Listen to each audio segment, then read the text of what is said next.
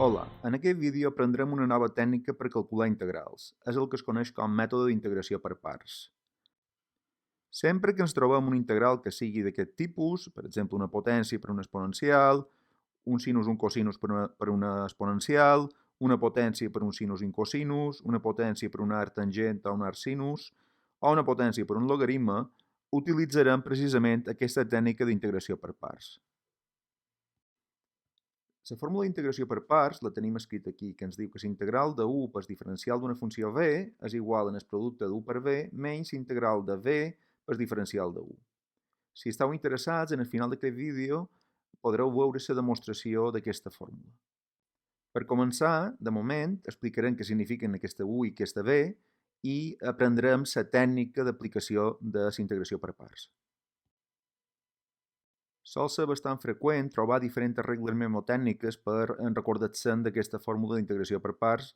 Aquí simplement monedeix una d'elles per si vos serveix a l'hora de recordar què diu aquesta fórmula.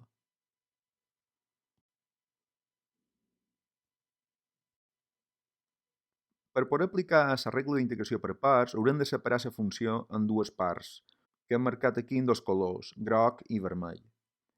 La part groga és el que nosaltres hem decidit dir-li la funció u, i la part vermella és el que hem decidit dir-li el diferencial de v.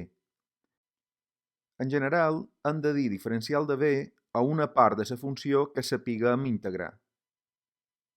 I hem de dir u a una part de la funció que, una vegada derivada, generalment doni lloc a una funció més senzilla. Per exemple, si tenim x al quadrat, quan derivem aquesta funció serà 2x. Serà més senzilla en el sentit que té un grau més petit que l'anterior. La millor manera d'entendre aquesta tècnica és fent una sèrie d'exemples. Comencem amb el primer. Demanen calcular l'integral de x sinus de x diferencial de x. Per començar aquesta tècnica necessitem assignar el que és u i el que és diferencial de v. Com hem dit abans, x serà 1 perquè una vegada derivada dona una funció més senzilla, donarà 1, i diferencial de v serà aquesta part d'aquí que, mirant si sabem integrar la integral del sinus, la sabem fer.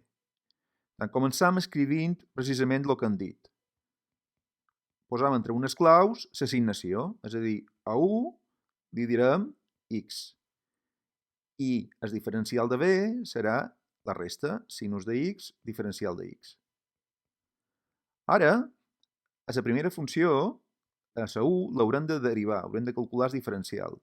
El diferencial de 1 serà igual derivada de x, que és 1, per el diferencial de x. Ara aquí, en canvi, la funció de v, per trobar-la, haurem de fer l'integral del sinus de x diferencial de x. Això és una integral immediata, que és menys cosinus de x més constant, però aquí la constant no l'escriurem perquè ja la posarem en el final de la integral.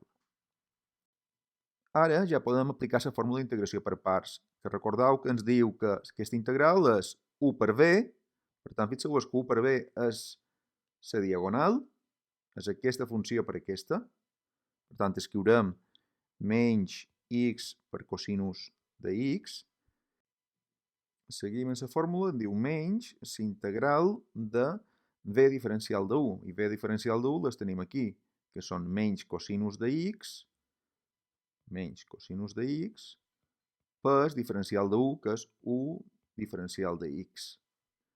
Bé, si ara passam a net, sabeu que la primera part només l'hem de copiar, i ara ens queda que menys és més, integral de cosinus de x diferencial de x.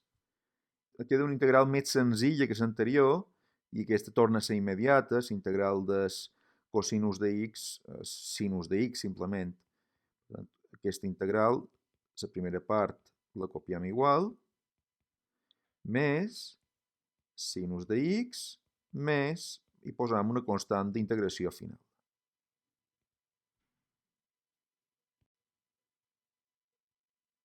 El segon exemple demana calcular l'integral de x al quadrat per a elevat a x diferencial de x. Anem a fer la següent assignació. Deim 1 en aquesta funció que serà x quadrat, que una vegada derivada donarà una funció més senzilla. I diferencial de v, la resta, elevat a x diferencial de x. Com sempre, hem de calcular el diferencial de 1 derivant, que serà 2x diferencial de x, i per calcular v haurem de fer la integral d elevat a x diferencial de x. La integral d elevat a x és ella mateixa. Ara, aplicant la fórmula d'integració per parts, que serà 1 per v, és a dir, x al quadrat per elevat a x, menys la integral de v diferencial de 1, integral de elevat a x, 2x diferencial de x. Els dos el passam de fora de la integral i ens aturem a pensar si la integral que ens queda ja la sabem fer, si és immediata. Doncs no, no és immediata, aquesta integral encara no la sé fer. La pregunta és més senzilla que l'anterior? Bueno, veiem que sí, perquè aquí en comptes de tenir un x al quadrat només té una x. Tant ara, en aquesta integral d'aquí, podem tornar a aplicar un altre pic la regla d'integració per parts. És a dir, ara li direm 1 a la funció x i e elevat a x diferencial de x li direm diferencial de b. Com podeu veure, a vegades és necessari aplicar més d'una vegada aquesta tècnica per calcular una integral. Tornem a posar les claus i per fer l'assignació a 1 li direm x i a diferencial de b e elevat a x diferencial de x. Derivam o calculem els diferencials i per calcular v hem de fer la integral, però la integral d'elevat a x és elevat a x. Igual, i anem a fer la segona integral. A la primera part l'hem de pensar copiar sempre perquè això ja està integrat, menys dues vegades, i ara anem a posar aquí unes claus i farem aquesta segona integral. Aquesta segona integral serà el següent. Segons la regla d'integració per parts serà 1 per v, que serà x per elevat a x, menys l'integral de v diferencial de 1. v diferencial de 1, que és diferencial de x. Fixeu-vos que aquestes dues parts ja estan integrades, no hem de fer res. L'únic que hem de mirar és aquesta integral d'aquí. Aquesta integral la sé fer? Doncs sí, perquè aquesta ja és immediata. La integral d elevat a x és e elevat a x. Tant l'únic que hem de fer és copiar el mateix, x al quadrat per elevat a x, menys dues vegades, x per elevat a x, menys e elevat a x, més una constant d'integració final. Evidentment, aquesta expressió podreu treure factor comú e elevat a x i simplificar-la una mica. Si ho feis, vos quedarà aquesta funció, que és x al quadrat menys 2x més 2 per e elevat a x més una constant.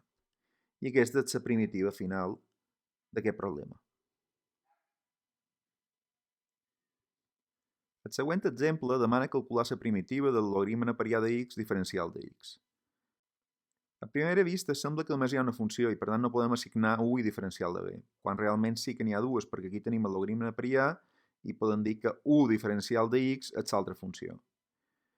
Recordeu que heu de dir diferencial de b una part que sapigueu integrar. Si diguéssim diferencial de b en el logaritme d'x diferencial de x, malament anem perquè el logaritme d'x no ho sabem calcular és integral, precisament és el que demanen. Tant està clar que aquí l'assignació que funcionarà serà dir 1 en el logaritme neperià de x, per tant ho sabrem derivar, i 1 diferencial de x serà el diferencial de b, que sabrem integrar. Anem a escriure, per tant, aquesta assignació que acabam de dir. Com sempre, hem de calcular el diferencial de 1, que serà 1 partit per x per diferencial de x, i b serà la integral de 1 diferencial de x, que serà igual a la funció x. Ara, aplicant la fórmula d'integració per parts, que serà x logaritme neperià de x, menys l'integral de v diferencial de 1, per tant serà x per 1 partit per x diferencial de x. Ara, aquesta integral que ens queda aquí, doncs la podem simplificar una mica, perquè fixeu-vos que les x se cancel·len. Passam a net i ens queda que és x logaritme d'x menys l'integral del diferencial de x. Ara, aquesta integral ja és immediata. L'integral del diferencial de x és simplement x. Aquesta integral serà x per logaritme neperià de x menys x més una constant. Si vos estimeu més, podeu treure factor comú x d'aquests dos termes i escriure-ho com x factor comú del logaritme neperià de x menys 1 més una constant. I podem dir que aquesta ja és la resposta final de la primitiva que ens demanaven. Hem deixat com darrer exemple el cas una mica més complicat, que és aquell en què apareix un sinus i un cosinus i un exponencial. Dic que és una mica més complicat perquè haurem d'aplicar la regla d'integració dues vegades i haurem de fer un petit truc per poder trobar el seu valor. De fet, comencem dient en aquesta integral que volem calcular i no sabem què val, i. En aquesta integral la farem per parts i aquí és indiferent el que li deim 1 a diferencial de b. Seguirem el següent criteri i direm 1 en el sinus de x i diferencial de b a elevat a x diferencial de x. Per tant, el diferencial de 1 serà derivam per diferencial de x i b serà l'integral de l'exponencial, que és ella mateixa. Aplicant la fórmula d'integració per parts, 1 per b, que és sinus de x per elevat a x, menys l'integral de b diferencial de 1, que queda cosinus de x per elevat a x diferencial de x. Ara la pregunta és si aquesta integral la sabem fer i la resposta és que no. I si és més senzilla que la primera, doncs tampoc, perquè l'única diferència és que aquí apareix un cosinus i aquí un sinus. Per tant, és igual de difícil que la primera. El truc és tornar a fer integració per parts. En aquest cas, 1 serà cosinus de x, diferencial de b, elevat a x, diferencial de x. Derivant, diferencial de 1 serà menys el sinus de x, diferencial de x, i integrant, b serà elevat a x. Ara, copiant la primera part igual, sinus de x per elevat a x, menys, i ara escriurem un parèntesi perquè calcularem aquesta integral per parts i serà 1 per b, és a dir, cosinus de x elevat a x, menys l'integral de b diferencial de 1, tant elevat a x per menys el sinus de x diferencial de x.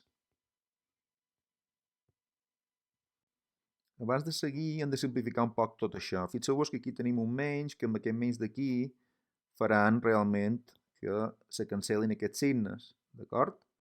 I ara llevarem el parèntesi canviant els signes dels dos termes que tenim.